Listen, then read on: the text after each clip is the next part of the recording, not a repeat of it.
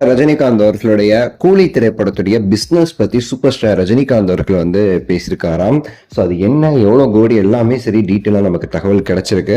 அதை அந்த வீடியோவில் நம்ம வந்து பேச போகிறோம். லைக் பண்ணி, ஷேர் பண்ணி, சப்ஸ்கிரைப் பண்ணி சேனலுக்கு வந்து சப்போர்ட் பண்ணுங்க.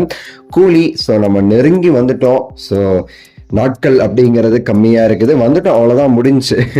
ஸோ வந்து கூலி படத்துடைய ரிலீஸ்க்கு எல்லாரும் காத்துக்கிட்டு இருக்கோம். எப்போடா அந்த தியேட்டர்ல போய் உட்காந்து அந்த டைட்டில் கார்டுக்கு வந்து என்ஜாய் பண்ண போறோம், வைப் பண்ண போறோம்னு சொல்லிட்டு தான் எல்லாருடைய யோசனை போயிட்டு.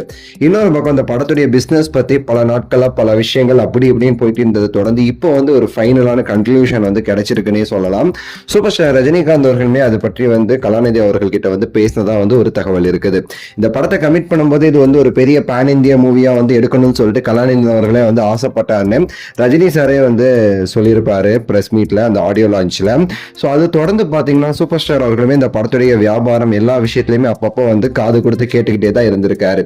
இந்த படத்துடைய ஃபுல் வியாபாரத்தை முடிச்ச பிறகு பாத்தீங்கன்னா கலாநிதி அவர்கள் கிட்ட சூப்பர் ஸ்டார் அவர்கள் டைரக்டாவே போன் பண்ணி நம்ம எதிர்பார்த்த அளவுக்கு வந்து இந்த படத்திற்கு வியாபாரம் நடந்திருக்கா, எந்த அளவுக்கு வந்து போயிருக்கு அப்படின்னு சொல்லிட்டு விசாரிச்சதா தகவல்.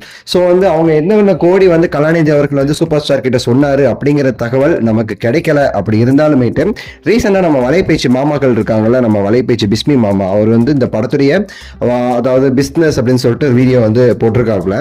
அதுல வந்து இந்த படத்துடைய பிசினஸ் அப்படின்னு சொல்லிட்டு ஒரு 550 கோடி கிட்ட வந்து ஒரு கணக்கு வந்து காமிச்சிருக்கிறாப்ல. ஸோ அதை வச்சு பார்க்கும்போது அதை விட ஒரு 20% எக்ஸ்ட்ரா தான் இருக்குங்கிறது நம்ம எல்லாருக்குமே தெரியும். ஏன்னா சொல்றது நம்ம பிஸ்மி மாமா.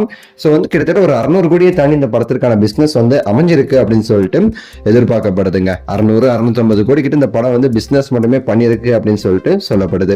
அண்ட் வந்து பாத்தீங்கன்னா அந்த படம் மூலமா சன் பிக்சர்ஸ்க்கு கிட்டத்தட்ட லாபம் மட்டுமே வந்து 250 கோடி கிட்ட லாபம் கிடைச்சிருக்கு அப்படின்னுமே சரி சொல்லப்படுது. ஸோ வந்து ஒரு பெரிய ஒரு பிசினஸ் செஞ்சு ஒரு படமா இந்த படம் வந்து அமைஞ்சிருக்குங்கிறதுல மாற்றுக்கிறதே கிடையாது.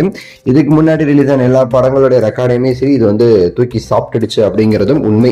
ஆல்ரெடி ப்ரீ சேல் அந்த டிக்கெட் எல்லாமே நம்ம வந்து போட்டிருந்த வீடியோஸ் அப்படி வந்து ஒரு ஹியூஜான ஒரு ப்ராஃபிட் வந்து ப்ரொடியூசருக்கு வந்து போக போகுது.